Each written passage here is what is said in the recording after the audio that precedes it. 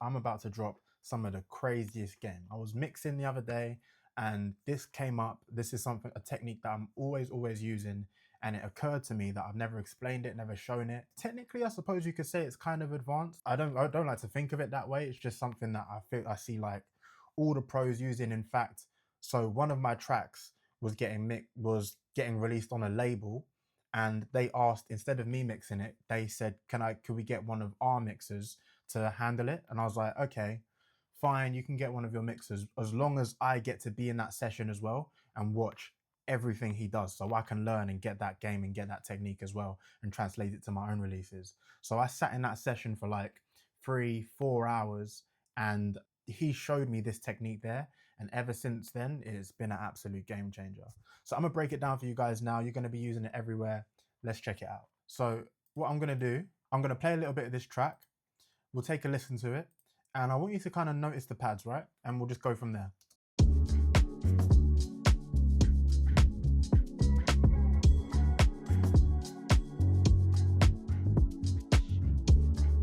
So let's talk a little bit about the problems that we might be struggling with here. So I've already mixed this track a little bit. I'm quite happy with some of the mixes that we get, but something that I often run into with R&B is you've got that great bass tone, you've got maybe a low, thick, earthy bass, and then you've also got some dark pads as well that are kind of rumbling around in the mix. It can be quite muddy. It can be quite muddy to handle the kick, the low end of the bass, the low end of your synths as well. You can get all sorts of contexts where that can get a bit crazy, right?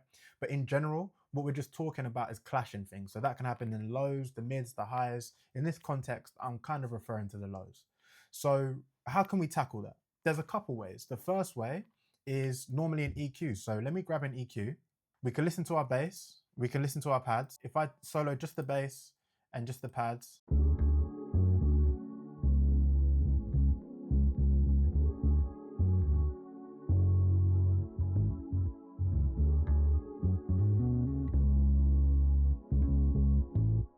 so we kind of almost solved the problem. We took some of the lows out, and I'm also hearing some clashing in a part of the bass where I really like the tone of like the picking. So maybe I add another notch here.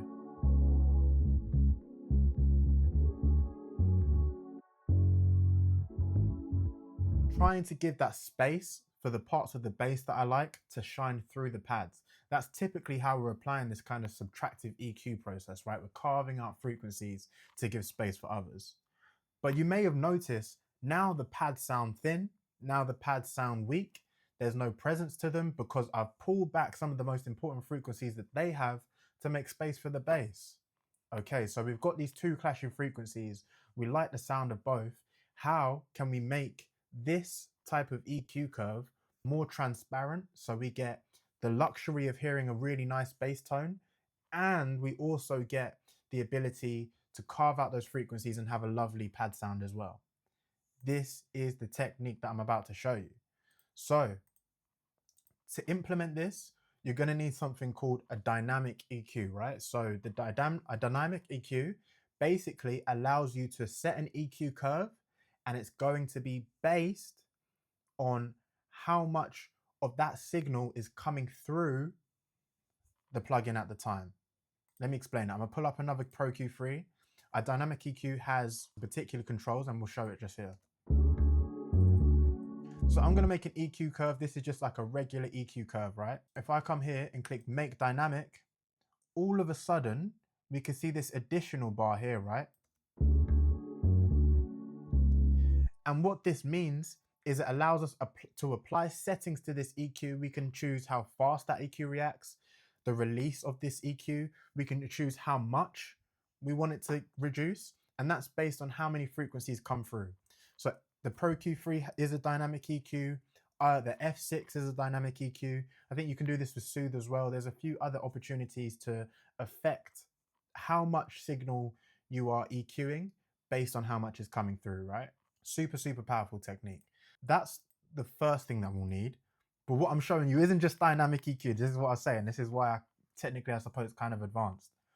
What we're going to be doing is we're going to be using dynamic EQ to sidechain the incoming signal from another instrument. What the hell does that mean? What the hell does that mean? Okay, let me show you. I'm going to pull up F6, right? This is a dynamic EQ. And you can see it's a dynamic EQ because it's got some of the crazy buttons at the bottom, right? So if I just take a random EQ curve, okay, cool. So we've got an EQ here, but then we've also got the threshold. It looks like almost compressor settings, right? So now I can choose when I want that EQ to react based on the threshold, the attack and the release for it, how much I want it to move, all dynamic EQ settings, right? This is the source right here. Watch closely. I'm going to set a sidechain and I'm going to audio in my bass, set it to external mode. So now the dynamic EQ isn't listening to its own signal. It's listening to the signal from the bass, okay? And I can show this. If I click solo and I solo just the pads,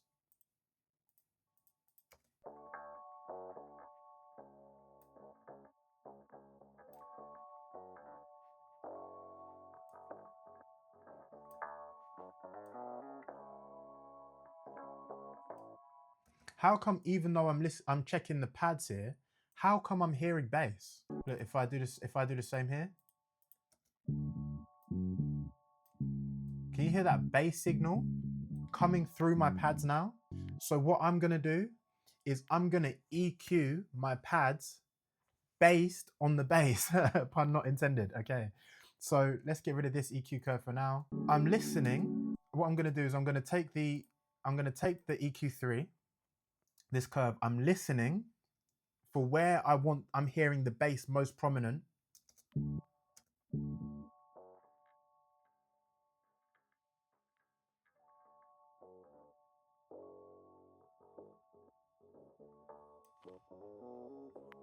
So I'm getting all that warmth, that fuzz there, right? I want to have that and take it away from the pads. So here's what I'm gonna do. I'm gonna pull this threshold down, which is gonna say, when the bass plays this frequency, do this EQ curve. And I'm gonna bring it down.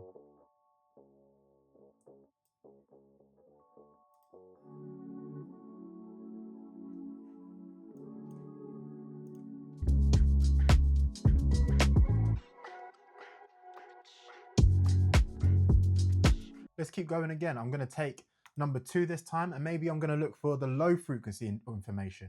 Same thing, take the audio from the bass, external sidechain. That means instead of listening to the stuff coming through this plugin, listen to the stuff coming from another place, which we've set to the bass in this case. Gonna solo it. And let's listen to where I want that beef from the bass.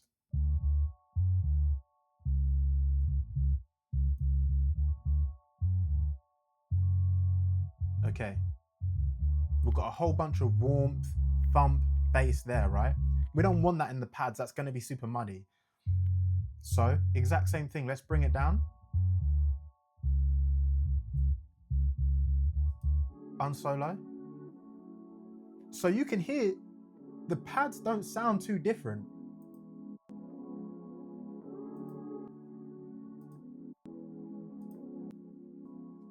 The pad doesn't sound too crazy different, right?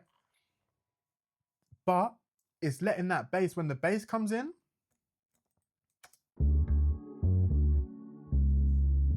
oh my goodness, all of a sudden they're breathing together. They're playing together. And it's like the pads are around the bass. Do you know what I mean? I'm telling you, this is a game changer. So we listen to the whole track.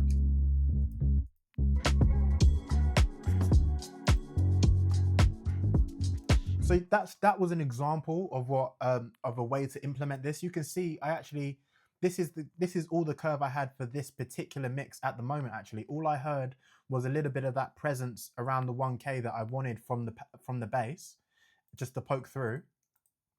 And I chose to EQ that with a regular EQ just to pull that frequency out, probably because I didn't like the way it sounded on those particular pads. But then we end up with something like this. And it feels warm. Nothing feels too bright or too harsh or missing any warmth, but they're still hearing everything in a really nice way. So guys, yeah, this is like a little bit complicated, So watch it once, watch it twice, watch it 3 times if you need to. I'm gonna be in the comments to kind of explain and break this down. But I think this is important because once I learned this, it was a game changer for me. Genuinely, genuinely, genuinely. This idea of instead of just EQing and pulling those frequencies and never hearing them again, basically you're only EQing when you need to make space for those particular elements. So I hope this helped, guys. Please, please, please give it a try. If you need help with these particular concepts, in fact, any concepts, and you want to take your music ability from wherever it is up to incredible levels, check out the link in the description to check out my coaching program. I have 3 spots left. And if you want to get started, you're just getting started, check out my free R&B Essentials preset pack, which is available for Serum and Vital. It's going to give you some crazy R&B sounds just to jump straight in. I love you guys. You are the best. Please use this technique. I promise you it's sick. Catch you in the next one. Peace out.